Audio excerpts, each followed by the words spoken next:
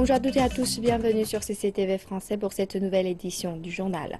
Le ministre chinois des Affaires étrangères Wang Yi est actuellement en visite officielle aux États-Unis jusque jeudi. Mardi, lui et son homologue américain John Kerry ont tenu des pourparlers bilatéraux sur des sujets de préoccupation commune, en particulier sur la mer de Chine méridionale et sur la péninsule coréenne. Durant sa visite de 3 jours, le ministre chinois des Affaires étrangères rencontrera également le secrétaire d'État américain à la Défense, Ashton Carter, et d'autres hauts officiels. Il doit également prononcer un discours au Centre pour les études stratégiques et internationales basé à Washington jeudi. Lors d'une conférence de presse avec son homologue américain, John Kerry, Wang Yi a fait observer que les Philippines avaient violé l'accord international sur la conduite maritime en mer de Chine méridionale. Toutefois, Wang Yi a également réaffirmé que la Chine continuerait à appliquer l'accord malgré certaines violations du pays. C'est exactement un pays, et laissez-moi vous donner son nom. Ce sont les Philippines qui ont violé la stipulation de l'article 4 de la déclaration sur la conduite des parties en mer de Chine méridionale, et qui ont abandonné le dialogue et les négociations avec les parties directement concernées, ce qui est regrettable et mal avisé. Bien sûr, nous n'arrêterons pas d'appliquer la DOC à cause de la violation d'un pays. Et nous n'arrêterons pas juste parce que les Philippines ne tiennent pas compte des clauses contraignantes de la DOC et ne mettent pas en avant les négociations pour le COC. La Chine a rejeté les allégations américaines sur le fait qu'elle menaçait la liberté de navigation en mer de Chine méridionale. Le ministère chinois des Affaires étrangères a conseillé aux États-Unis d'arrêter de semer la discorde en mer de Chine méridionale. La porte-parole du ministère chinois des Affaires étrangères, Hua Chunying, a fait ces remarques lors d'une conférence de presse quotidienne en réponse à l'appel d'un haut officiel de la marine américaine pour qu'il y ait plus d'opérations navales dans la région. Le vice-amiral Joseph O'Coin, commandant de la 7e flotte de la marine américaine, a déclaré lundi que l'Australie et d'autres pays devaient suivre l'exemple des États-Unis. Il a déclaré qu'il devait mener des opérations navales libres de navigation au sein des 12 milles nautiques des îles contestées en mer de Chine méridionale. Hua Chunying a, elle, déclaré que la loi donnait droit à la liberté de navigation en mer de Chine méridionale. Mais elle a ajouté que cela ne signifiait pas que des bateaux ou des avions américains avaient la liberté d'étaler leurs forces.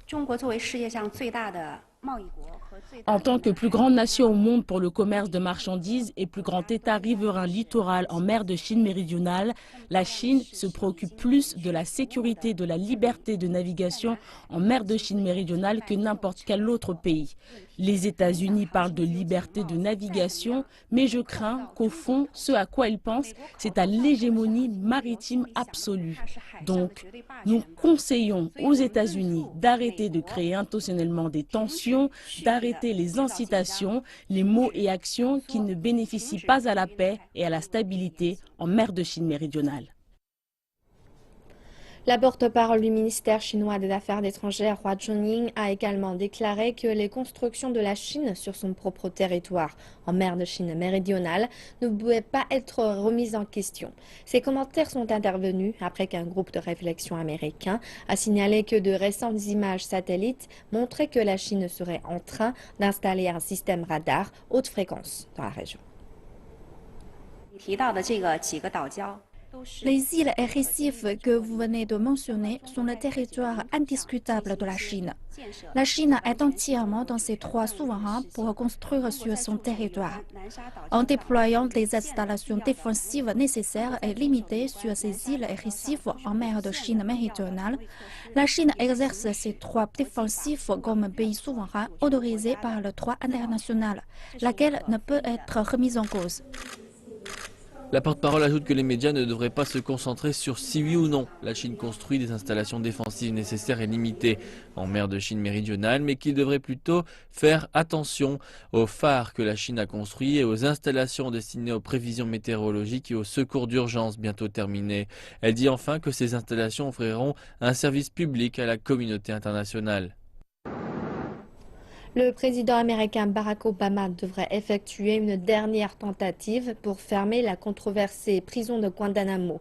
Environ 90 djihadistes suspectés y sont encore retenus prisonniers, alors que la prison en a détenu jusqu'à 600. Le site est devenu dans le monde entier le synonyme de torture, de détention à durée indéterminée et de combinaison orange. Obama s'était engagé lors de sa première campagne électorale à fermer la prison. Mais ces efforts ont été entravés par les parlementaires républicains qui voient en elle un outil utile pour combattre le terrorisme. Ces années, 35 prisonniers vont être transférés dans d'autres pays selon les autorités. Obama pense que les États-Unis pourraient accueillir le reste des prisonniers et a à cet effet identifié 13 sites d'accueil. La Turquie a joué un rôle clé dans le soutien aux rebelles en Syrie. Le président turc Recep Tayyip Erdogan affirme que le conflit a créé un terreau pour les organisations extrémistes et compare les milices kurdes à Al-Qaïda. Le chaos en Syrie a fourni une atmosphère qui permet aux organisations terroristes telles que l'État islamique, le Front al-Nosra et le PYD et les YPG kurdes de croître et de se propager. La Syrie est désormais un pays qui exhorte le terroriste. Et la Turquie est le pays qui souffre le plus de ces menaces et qui est touché par les attaques originaires de Syrie. Et d'ajouter que la communauté internationale ne devrait pas faire de distinction entre ces organisations. Ces commentaires ont été prononcés lors d'une réunion consacrée à la Somalie qui s'est tenue à Istanbul. Erdogan affirme qu'opérer une distinction entre bons et mauvais terroristes est une forme de soutien au terrorisme. La Turquie est actuellement à couteau tiré avec les États-Unis, qui soutient les groupes kurdes combattant Daesh en Syrie. Par ailleurs, le vice-premier ministre turc, Numan Kurtulmus, s'est dit pessimiste quant à l'application d'un cessez-le-feu en Syrie. Les experts en sécurité affirment qu'il est crucial que la sécurité aérienne soit renforcée dans la Corne de l'Afrique. Près d'un mois après une attaque suicide ayant ciblé un avion en Somalie, Djibouti a arrêté les vols en provenance de ce pays. Cela fait 3 semaines depuis l'attaque de l'avion d'Aalo à Mogadiscio. Le groupe militant somalien Al-Shabaab a revendiqué la responsabilité de l'attaque. Heureusement, personne n'a été tué, mis à part le kamikaze. Les autorités travaillent pour renforcer la sécurité des voyageurs à l'aéroport. En tant qu'agence de sécurité en charge de la sécurité, nous avons renforcé la sécurité à l'aéroport. Cela ne sert pas uniquement à rassurer les voyageurs locaux, nous espérons aussi convaincre les ambassades étrangères et les organisations des Nations Unies que l'aéroport de Mogadiscio est sûr. Il y a eu toutefois des conséquences depuis l'attaque kamikaze. Djibouti a interdit tous les vols venant de Somalie par précaution et d'autres pays pourraient suivre. Les experts disent qu'il ne s'agit pas juste de la Somalie, la menace concerne les aéroports dans la région et au-delà. Les menaces posées par les militants sont réelles. Nous avons vu cela quand un avion a explosé à Sharm el-Sheikh. Également, quand une bombe a été découverte au Yémen. La menace est toujours présente. Pour les pays de l'Est et de la Corne de l'Afrique, il faut améliorer la sécurité dans les aéroports. Le secteur bancaire mondial est sous pression en raison des demandes pour accroître ses ratios de fonds. Nombre de banques examinent soigneusement leurs activités et lignes de produits secondaires et soit les vendent, soit ferment des départements. Barclays PLC évalue ses activités et plus spécifiquement, comme des sources le suggèrent, ses opérations africaines. La banque garde cependant le silence en amont de sa présentation annuelle le 1er mars. Mais plusieurs scénarios pourraient se dérouler. Ils pourraient simplement vendre une part de leur participation à 62% dans Barclays Africa et la réduire à 50%. L'avantage de cela est qu'ils garderaient le contrôle tout en réduisant leur participation en Afrique. L'alternative est de vendre la totalité de leur participation à 62% ou la moitié de celle-ci. Un problème auquel sera confrontée la banque basée au Royaume-Uni si elle décide de vendre la totalité de sa participation sera du côté du régulateur local. Ils devront obtenir l'approbation de la banque de réserve et ensuite, celle-ci devra approuver l'acheteur. C'est très important à comprendre en ce qu'au niveau mondial, les banques centrales ne voudront que des actionnaires très forts pour leur banque.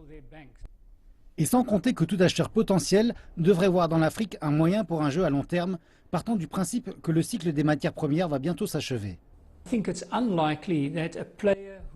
Il est improbable qu'un acteur qui viendrait pour remplacer Barclays essaierait de réduire ce qu'il a. Il essaierait d'acheter parce que, comme Absa, il aime l'Afrique du Sud, et donc il ne changerait rien. En fait, il voudrait fort probablement l'améliorer et obtenir plus d'entreprises et de transactions communes allant de pair.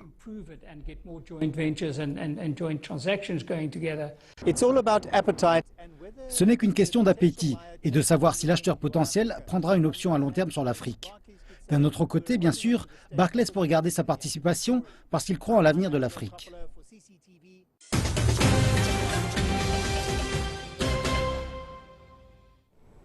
Le ministère chinois du Commerce vient d'annoncer que le commerce extérieur chinois avait bien résisté aux turbulences mondiales au cours de l'année 2015. Le ministre chinois du Commerce, Gao Hucheng, a déclaré que l'an dernier, le commerce extérieur chinois s'en est mieux sorti que celui de la plupart des pays. Les données du ministère montrent que le commerce extérieur a compté pour 13,2% du commerce global en 2015, soit 1 point de pourcentage de plus que l'année précédente. Les investissements à l'étranger et les investissements directs étrangers en Chine ont également enregistré une croissance en 2015. Sur le plan intérieur, la consommation a atteint 30 000 milliards de yuans, soit une progression de 10% en glissement annuel. Et la consommation a contribué aux 2/3 du PIB en 2015. Selon le ministère, le commerce en ligne a nourri la consommation locale. Les ventes au détail en ligne ont fait un bond d'un tiers à 3 200 milliards de yuans.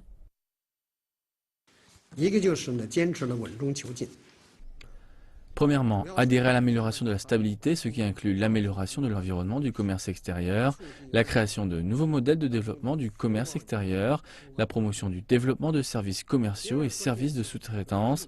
Deuxièmement, promouvoir la réforme, par exemple l'expansion de la zone franche pilote de Shanghai et l'établissement de 3 nouvelles zones franches, ainsi que l'adoption d'une série de mesures de réforme pour aligner administration et pouvoir de délégation. Et troisièmement, approfondir les réformes. En 2015, la Chine a réalisé de nouvelles percées dans l'amélioration de l'ouverture avec l'initiative Une ceinture, une route. Cela permet un meilleur usage des marchés, ressources et réglementations nationales et internationales. La Chine approfondit la réforme structurelle pour stimuler son économie. Le ministère du Territoire et des Ressources a déclaré qu'il allait contrôler l'allocation de terrain au secteur du charbon et de la sidérurgie afin de réduire la surcapacité et de réduire ses stocks. Le ministère chinois du Territoire et des Ressources a dit que la clé des réformes structurelles est de réduire les surcapacités et que la tâche la plus urgente est de faire du ménage parmi les compagnies zombies, ces entreprises extrêmement inefficaces et non rentables qui fonctionnent grâce à l'aide du gouvernement. Le Conseil des affaires d'État a demandé que dans les 3 prochaines années, le ministère n'approuve ni ne traite de nouveaux projets charbonniers et sidérurgiques. L'allocation de terrain peut jouer un rôle pivot dans la mise en œuvre de la réforme structurelle. Pour les industries en surcapacité, nous allons essayer de contenir l'offre de terrain et pour les industries aux capacités insuffisantes, nous allons accroître celles-ci en conséquence. L'inventaire de biens immobiliers en Chine est en hausse. À la fin de 2015, le pays avait environ 720 millions de mètres carrés de surface commerciale à vendre. Au regard de l'inventaire important de biens immobiliers, nous devrions jouer un rôle plus grand et contrôler l'allocation de terrain pour contenir directement la situation. Le ministère adoptera une approche mixte alors qu'il essaie d'équilibrer le déstockage avec l'urbanisation des travailleurs migrants. Pour les villes et les villages qui assistent à une urbanisation rapide des travailleurs migrants et un important déstockage de biens immobiliers, nous allons accroître leur quota de terrain résidentiel. L'économie chinoise du 3e âge est là où se trouve l'argent. On attend du jeune secteur qui leur représente un jour un 5e de l'économie chinoise et les capitaux ont commencé à affluer. Mais ces investissements seront-ils être rentables? CCTV mène l'enquête. Les secours d'urgence sont un service de base dans les établissements de soins. À présent, de nombreuses personnes âgées l'ont à domicile. Cet appartement à Nanjing dispose de tels équipements. La société qui opère ce service était une firme de technologie de l'information. Elle est entrée dans le secteur des seniors il y a 3 ans avec un portefeuille de 400 millions de dollars d'équipements et de services de soins aux personnes âgées. Nous appelons le marché de la retraite 90-7-3. 90% des personnes du troisième âge resteront à la maison après leur retraite. 7% d'entre elles seront couvertes par les communautés sponsorisées par le gouvernement. Et 3% paieront pour des services de soins haut de gamme aux personnes âgées dans des établissements de soins. Nous voyons de bonnes opportunités pour le segment des 90%. Pendant ce temps, les compagnies d'assurance aux poches bien profondes reluquent le marché des 3%. Ce secteur cible les personnes aisées. Taikang Life a dépensé 300 millions de dollars pour bâtir des maisons de retraite de luxe à Beijing.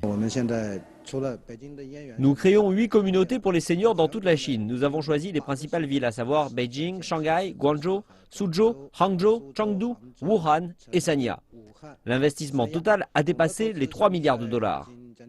Les investisseurs internationaux se taillent aussi une part du gâteau. IDG, Sequoia et plusieurs fonds chinois se sont associés pour investir 1 milliard de dollars dans un centre de soins pour personnes âgées dans l'est de la Chine. Les données du secteur montrent que 30 milliards de dollars de capitaux ont été investis dans l'économie des seniors depuis 2013. Mais le retour sur investissement ne justifie pas encore l'enthousiasme. Cependant, les investisseurs demeurent confiants.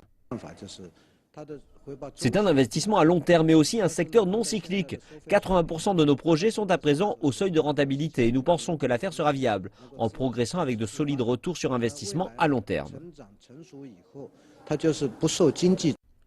Le temps est compté pour que les décideurs politiques chinois affermissent leur support au secteur de l'économie des seniors du pays. La politique chinoise de l'enfant unique est finie, mais il n'en va pas de même des retombées. Et ceci parce qu'alors même que la Chine fait face au problème du vieillissement de sa population, le déficit national des retraites du pays représente d'ores et déjà 30% du PIB.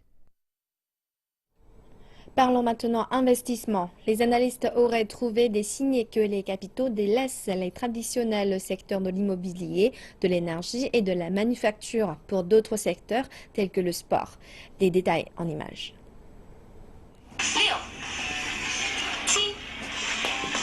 Elle suit les instructions en ligne et est heureuse de pouvoir faire de l'exercice chez elle. Cette nouvelle maman n'a plus besoin d'aller dans une salle de sport. Après près de 10 mois d'entraînement, elle a perdu plus de 9 kilos. Je n'étais pas en forme après l'accouchement. Je me suis dit que je pourrais trouver une application pour m'aider à faire de l'exercice à la maison. Donc, je suis allée sur Internet. Et elle a trouvé cela, un guide et un entraîneur gratuit en ligne. Cette application a attiré plus d'1,5 million d'utilisateurs en une année. Et ce succès ne se dément pas. De plus en plus de gens commençaient à faire du sport autour de moi. J'ai vu qu'il y avait un marché énorme. Nous avons obtenu notre capital initial d'investisseurs providentiels. Après la mise en ligne de l'application, nous avons eu notre premier million d'utilisateurs en une centaine de jours. Et la dernière hausse d'1 million d'utilisateurs nous a pris 8 jours.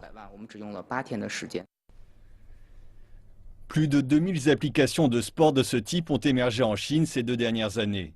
Par ailleurs, de nouveaux équipements sportifs tels que les bracelets connectés font désormais partie du quotidien d'une partie croissante de la population. Et des sports tels que le cyclisme et le ski ne sont plus réservés à des professionnels. À la station de sport d'hiver de Badaling, dans la banlieue de Beijing, la fréquentation a doublé par rapport à 2014. Les investisseurs considèrent que le marché potentiel du sport est gigantesque en Chine. Le capital s'intéresse à tous les secteurs. Il va se pencher sur un secteur et en devenir le moteur. Cela explique pourquoi le secteur du sport connaît un boom de l'investissement.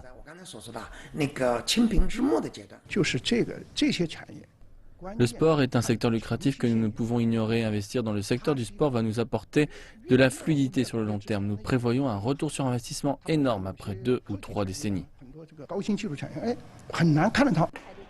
Selon le Conseil des affaires d'État, la Chine prévoit d'avoir un demi-milliard de pratiquants réguliers de sport d'ici 2025. Et un secteur du sport qui dépasse les 5 000 milliards de yuan. Selon un rapport de l'Institut de recherche 02 IPO, un grand nombre de fusions et d'acquisitions par des investisseurs chinois a eu lieu sur les marchés domestiques et internationaux du sport l'an dernier. 33 des accords signés portaient sur plus de 10 millions de yuan, ce qui représente une hausse de 50% par rapport à l'année précédente. Le groupe Wanda a acquis l'une des plus importantes firmes de marketing sportif, Infront Sports and Media, avant d'acheter World Triathlon Corporation, devenant ainsi le premier actionnaire de 2 grands clubs de foot européens. Toute cette activité a coûté au groupe près de 15 milliards de yuan. Et le géant chinois de l'Internet, Alibaba, cherche lui aussi une part du gâteau. Il est devenu l'un des grands partenaires commerciaux de la FIFA et a signé un accord de coopération stratégique de 20 ans avec la Fédération internationale de boxe. Enfin, le groupe possède désormais les droits de distribution en Chine des matchs de la NFL.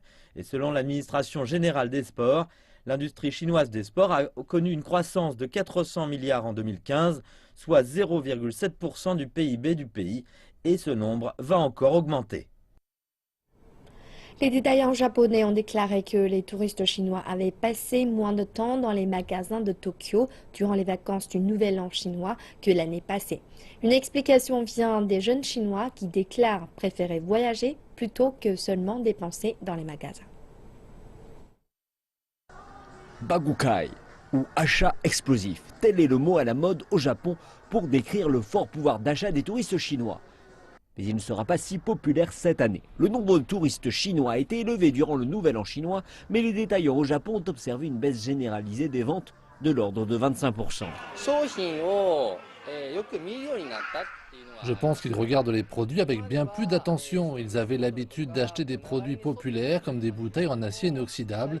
Désormais, ils cherchent leurs produits préférés tels que les cosmétiques.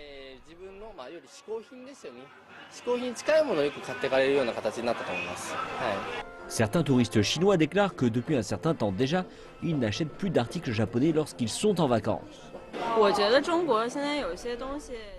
Je pense que la qualité des produits chinois s'améliore, donc nous n'avons pas besoin d'aller au Japon pour acheter des produits du quotidien.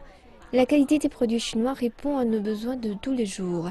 En tant que jeune personne, je pense que voyager permet d'acquérir de l'expérience et de la connaissance et pas uniquement de faire des achats.